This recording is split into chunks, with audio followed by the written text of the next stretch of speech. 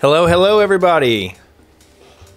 Hope you guys are having a good start to your new year. Hope everybody is crushing these New Year's resolutions. Hopefully you've not already dropped off. Hopefully if you're making health resolutions, you're still at the gym. If you're making, emotional and mental resolutions, you're still reading, you're still healing, you're still, on that positive journey to restoration. So you have a really, really good, fruitful, and productive 2023. Just wanted to let a couple people jump on here. Hi, everybody. I do these nighttime teas.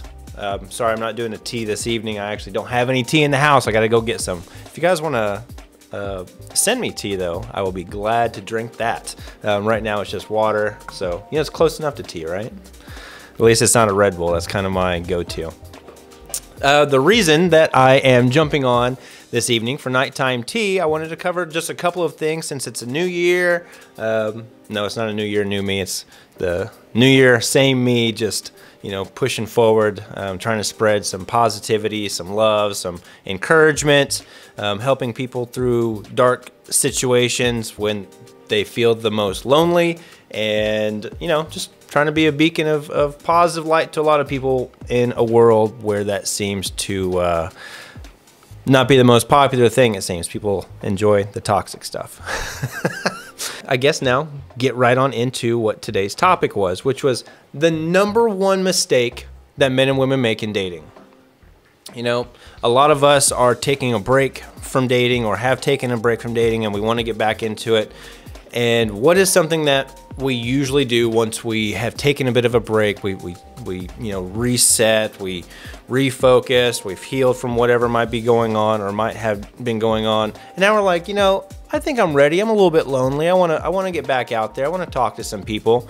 Well, what we tend to do is we start getting on the dating apps, or we start going to the social gatherings and the spaces, and we start connecting. Before you know it, you connect with somebody who you think you have some things that are in common with, and you go on a date or two or three, and before you know it, you are really, really falling for somebody. Are you ready for what the mistake is? The mistake is we often build that person up in our mind well before they have shown us who they truly are. So we create an idea of them that's not consistent or congruent with reality. And what do we end up doing when that happens? We start missing red flags because we have this idea. We start putting those rose-colored glasses on. We start excusing inappropriate, poor, inconsistent behavior. We start lowering our standards. Our boundaries start disappearing. These are all things that happen when we start creating an idea of what somebody is rather than seeing who they really are. So this year, I want everybody who is re-entering the dating world, who has taken that break, who has taken the time to heal, recoup, reassess, to really, really, really be diligent in the way that you are viewing the people that you are dating. I know that it's so easy to get a little bit infatuated, the butterflies start going. We start getting into like almost that honeymoon phase. They start giving us those feel-good feelings, and we don't want them to stop. We just don't. And what do? We protect that environment. That environment is the dynamic you are creating with that person. So it's dates, it's get-togethers, it's sexual chemistry, it's the tension, it's all of this. These are all the things that contribute to that connection that you're feeling. And when we're in this, we miss everything. Sometimes we don't even miss it. We see it. We see exactly what it is, and we excuse it because the way they make us feel, the way we're feeling right now, it just sad fact. It outweighs anything that's logical. Our emotional self takes control of everything. And then what we end up doing is getting a couple of weeks, a couple of months, maybe half a year, maybe even a full year into a relationship, and Here's the next thing we start doing. Because we have seen that they aren't what we want them to be, we start trying to change them to become what we need them to be. And these are all the things that they never were. These are all the things that were red flags this entire time. So now that we're out of this honeymoon stage, we start getting into this, well, I've invested so much time. Maybe I can, make a little tweak, a little adjustment. Maybe we can negotiate and compromise here and there. Maybe I can make this person somebody that they're not. If I can just dial this thing in just a little bit more, they'll be perfect. If they'll just stop doing this one thing, this will be ideal. And all we're doing is trying to push them into being something that they showed that they never were. So many of us do this.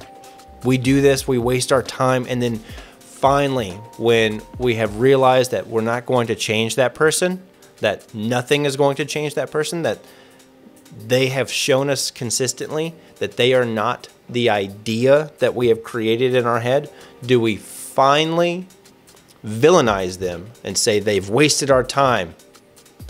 This whole thing, they led me on. They treated me so badly. When really it was us. We did this to ourselves. We allowed them to stay in our life longer than we should have.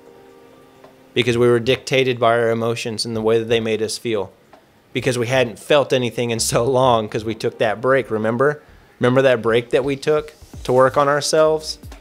Well, what we did was we went from one contrast of nothing, no chemistry, no connection, no intimacy, nothing, to all of it. And it feels good. It feels really, really, really good.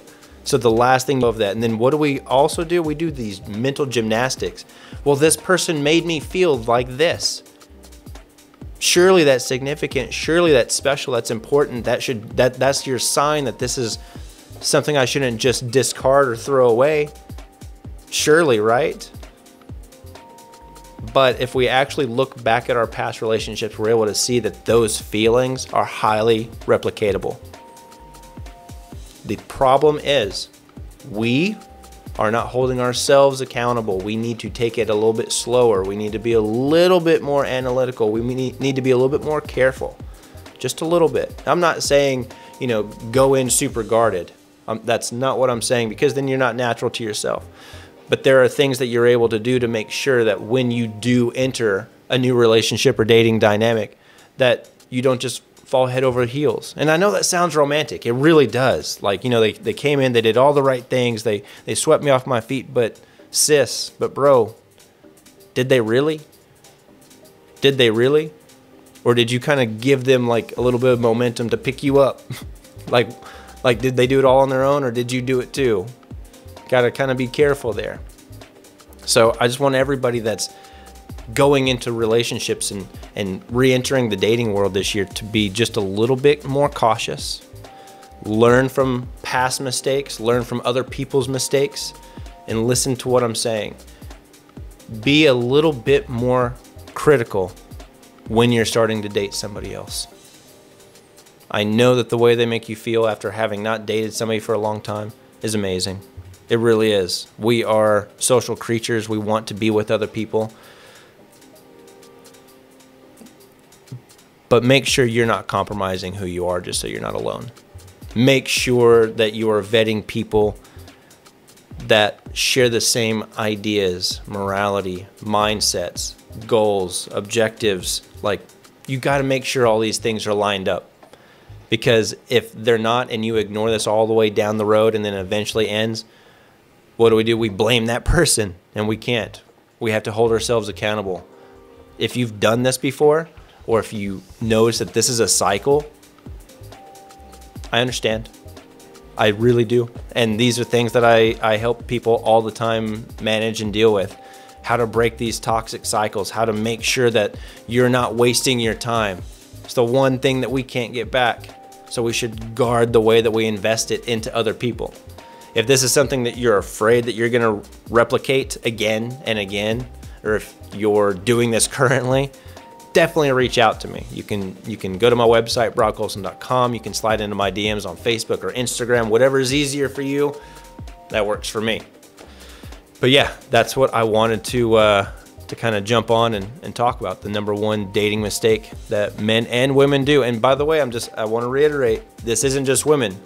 Now, when we talk about dating and time, we naturally go to women and their biological clock and their timing being really valuable, but time is time, period. It just is. Men don't want to waste their time either. And there are actual studies about this. Men are even worse about creating a false idea of what somebody is. And a lot of that has to do with women are beautiful. So we immediately pedestalize a woman. Like we immediately, so off the rip, men do this. So guys, I'm talking to you too. This isn't just women. Like, we need to guard our time and our investment. We have to. And we got to break those cycles that keep us from, meeting the people that are compatible for us. We really need to guard that. So if that's something that you're struggling with, if you're not able to identify when or why this keeps happening to you, definitely reach out to me. Would be happy to talk to you. Let's see. I got a couple of messages here on Instagram.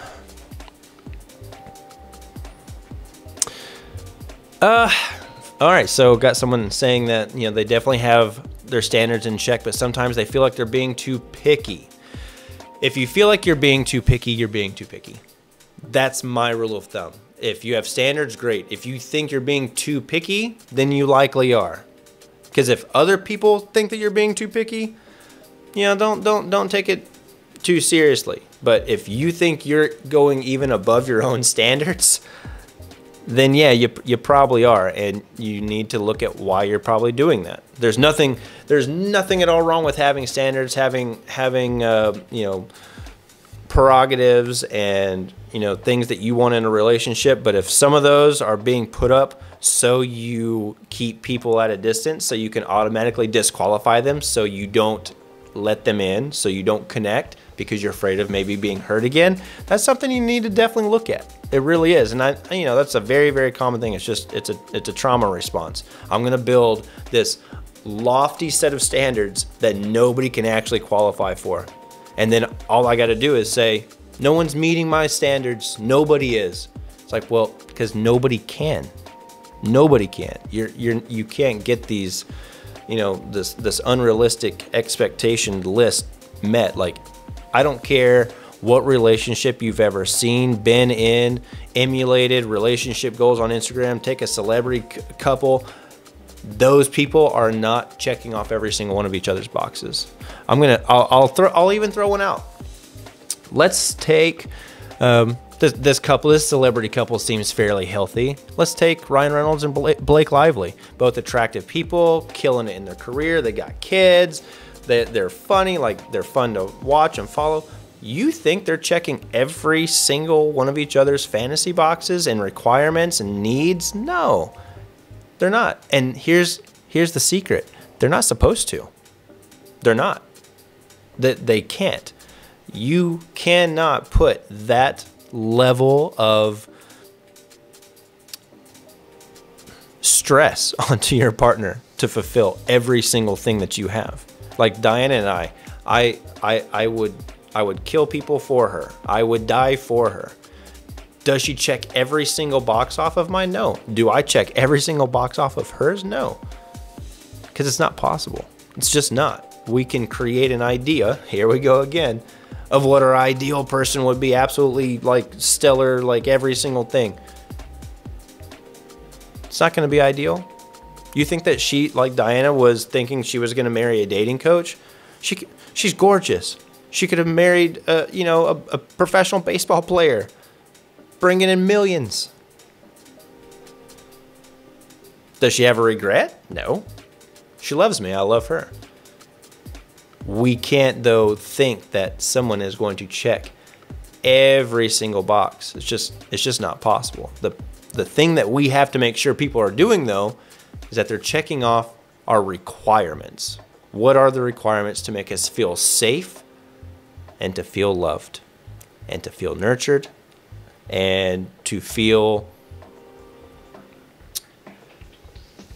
appreciated? I was trying to think what that, I was like, why am I not coming up with that word? If you find someone that's able to do all those things, those four key requirements, it's going to go really well for you. Make sure they're doing that. And the way that they do that, by the way, folks, is by requiring consistency, not letting them talk about it. They have to show up consistently in your life. They have to show up even when it's hard. And what's the hardest thing to be? Consistent. But it's, for some reason, the first thing that we allow people to get away with is a lack of consistency. We can't do that. We have to hold people to task. If they say they're going to do something, they have to do it. And then whatever it is that they're doing, the way they show up in your life, they need to do that consistently. And when someone does that, that idea of who they are in your head disappears. And then you start seeing who they really are. So it's really, really important to pay attention to their consistencies and inconsistencies. All right. I am going to wrap up this evening's episode of Nighttime Tea, even though I'm not drinking tea. I'm just drinking water. If you guys have any questions or comments and you want to submit those to me, just like I said, slide into my DMs either on Facebook or Instagram, whichever one's easier for you. You can go to my website, brockolson.com. You can set up an appointment, a session there. If you're watching this on YouTube, would love it if you would like and subscribe to my channel. This is not the only type of content I'm putting out. I have a podcast called Dating Today, where we talk about modern dating issues. I am constantly putting out content similar to this. Sometimes I'm on TV, radio segments, all sorts of stuff. Definitely jump on there. There's a lot of fun and interactive dating content for you guys to consume. So subscribe, definitely appreciate that. All right, everybody. See you guys later. Have a good night.